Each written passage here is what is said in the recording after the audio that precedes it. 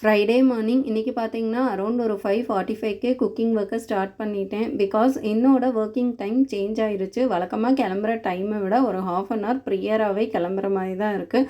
So இப்போல்லாம் வந்துட்டு என்ன சிம்பிளாக ப்ரிப்பேர் பண்ண முடியுமோ அந்த மாதிரியான ரெசிபிஸ் தான் ப்ரிப்பேர் பண்ணிகிட்ருக்கேன். இன்றைக்கி என்ன லஞ்ச் மெனுன்னு பார்த்தீங்கன்னா 1 பாட் ரைஸ் தான். புதினா, கொத்தமல்லி, அப்புறம் பச்சை பட்டாணி, சீரக சம்பா அரிசி எல்லாமே சேர்த்து ஒரு 1 பாட் புலாவ் தான் ரெடி பண்ணியிருந்தேன். இந்த மாதிரி புலாவுக்கு பர்ஃபெக்டான காம்பினேஷன் பார்த்தீங்கன்னா பிந்தி மசாலா அப்படி இல்லைனா பன்னீர் கிரேவி ரொம்பவே டேஸ்டியான காம்பினேஷனாக இருக்கும்.